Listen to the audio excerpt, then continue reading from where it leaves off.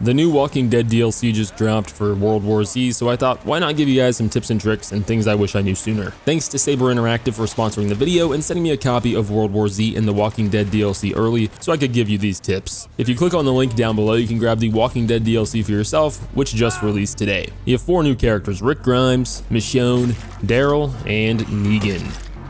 By the way, they each have like 1 additional skin you can unlock with the blue coins, the challenge coins. Rick has his sheriff hat, Michonne's just got like her extra outfit there, and then both Daryl and Negan have the sunglasses, which also slightly changes Daryl's vest. By the way, to get those blue coins, the challenge coins, you can play harder difficulty missions on insane difficulty or higher, and you'll get a small amount of blue coins for that, slightly more each time you go up in difficulty. Horde mode also works, but the best way to get challenge coins is to do the hard daily and weekly challenges. You get 3 daily challenges, and the weeklies give 350. But the coolest part is that they each have like their own weapons or skins. Rick has the revolver, the tier 2 secondary weapon, changes the skin, and there's his like python. Pretty cool because the actual revolver looks nothing like it.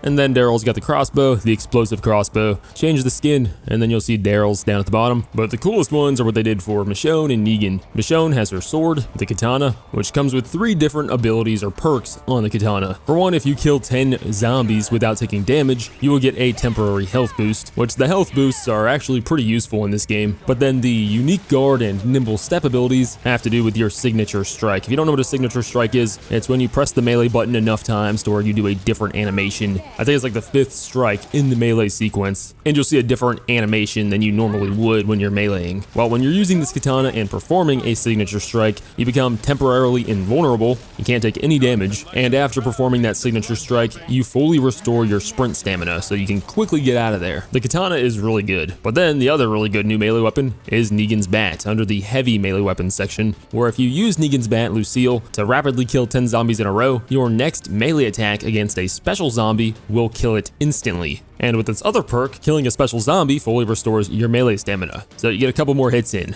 This perk after killing 10 zombies that allows you to instantly kill a special zombie can be pretty dang useful against the chargers or the juggernauts, and it kind of stores it for you. Once you kill those 10 zombies, you'll get a sound cue telling you that the bat is all charged up and ready to go. And from all of my testing, it stores that 1-hit swing for a good while, to where you can start shooting other zombies, progress the mission, and do whatever. Like, I've had minutes pass before the next special infected I want to use it on pops up, like the bull, the charger, the infector zombie, and it still one-shot them. Shut that one up.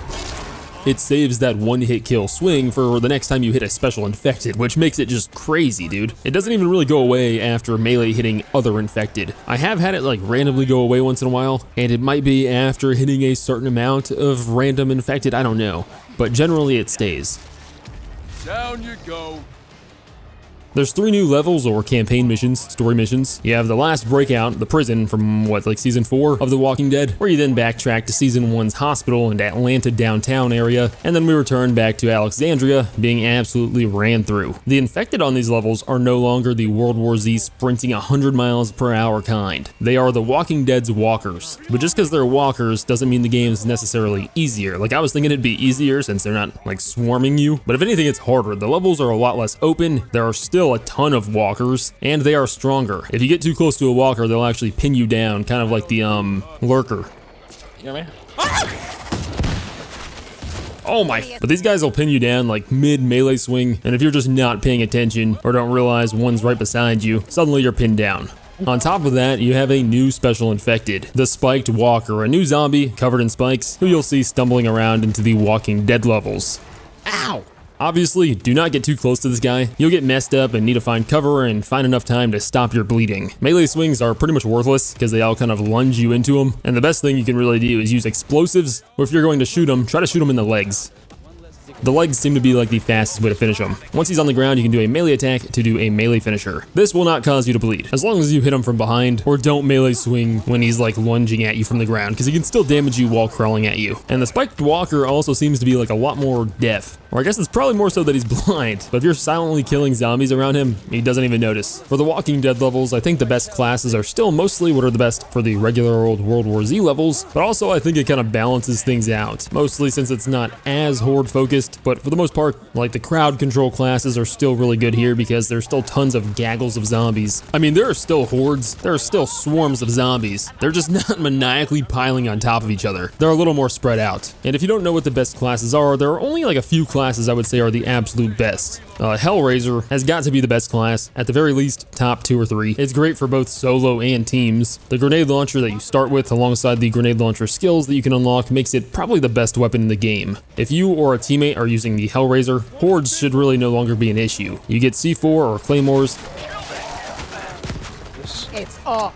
C4 is better because the skills that you can use with it, and the fact that you can plant it to detonate whenever you want, like a claymore, except it doesn't get triggered by just one zombie. And the shotgun you start with is pretty dang good. Exterminator is up there with the best classes as well. I don't have any of the skills unlocked here because I think the last time I played was on PS5 or something. I had to start over while I was making this video. But for the Exterminator, same thing as the Hellraiser. It's good for both solo and teams. But in teams, I'd say it helps a lot more if someone is Hellraiser. And then I guess for the other 3 teammates, you can go Exterminator. Medic is really helpful. Fixer as well. And even Drone Master can be really helpful for its stun to be able to escape special infected who pin you down like the Lurker, or hit larger groups of enemies. Instead of the stun, you can also use like a silenced pistol or a regular pistol, explosives. It can protect you from friendly fire, or just keeps zombies from getting too close to you. Medics can feel incredibly helpful. They're able to pop out extra heals, their revive speed is insane, and they can still deal a ton of damage. And it's kind of the same thing with the Fixer. They give you extra ammo, explosive ammo, while also dealing a ton of damage. Plus they can still do a lot of the things that the medics do with a lot of their perks. By the way, if you don't pick Negan and he's controlled by the AI, Negan will automatically be a Fixer. Michonne will be a slasher, Rick will be a gunslinger, and Daryl will be an exterminator.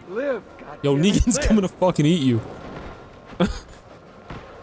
In case you haven't played or need a refresher on how to deal with all of the other special infected, for the big beefy boys, you can find some cover if they're about to charge you. But for the bull, instead of running away, you actually want to run around him, almost toward him. He turns very slowly and will pretty much never be able to grab you this way. You just kind of want to walk toward him at like a 30-degree angle, going either left or right, and you're pretty much good.